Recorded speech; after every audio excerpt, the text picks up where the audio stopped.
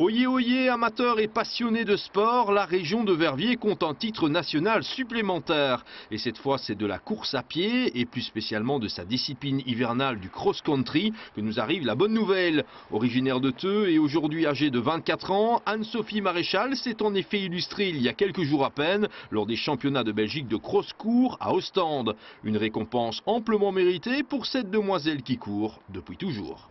J'ai commencé très jeune en fait avec les joggings de la province de Liège. Il y avait un jogging qui passait juste devant chez moi, les sommets de Franchimont.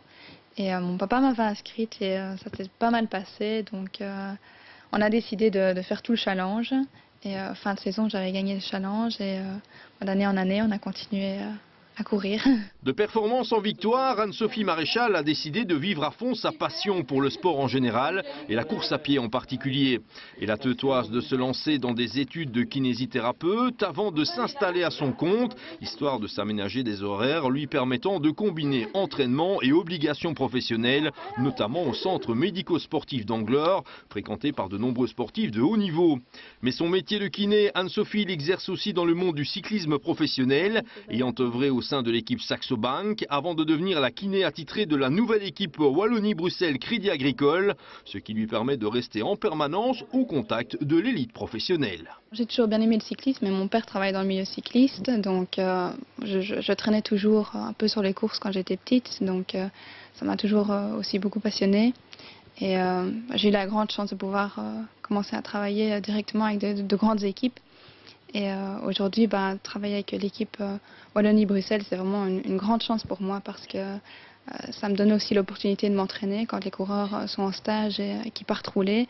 Ça me motive parce que je vois des gamins qui partent s'entraîner, parfois c'est très dur pour eux, donc c'est clair que ça donne aussi envie de faire la même chose et d'aller courir. Même si elle est désormais membre du club athlétisme Brabant-Wallon de Nivelles, afin de profiter des stages et du suivi médical exemplaire de cette structure, Anne-Sophie est restée fidèle à son entraîneur Jean de Tillou du club des Hauts-de-Fagne, un duo qui ne cesse de faire ses preuves, comme on a pu le constater à Ostende, dans le cadre du championnat de Belgique de cross-court, au sortir d'un hiver pourtant marqué par des problèmes de santé. Je pense que comme j'étais restée fort discrète cet hiver, pas beaucoup de gens avaient misé sur ma victoire.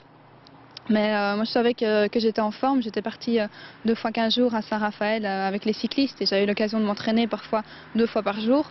Donc je savais que j'avais fait beaucoup de kilomètres et qu'il était possible pour moi de faire quelque chose à Ostende. Maintenant il y a eu beaucoup d'événements qui ont fait que j'ai un petit peu douté juste avant la course et je ne savais pas trop où me situer.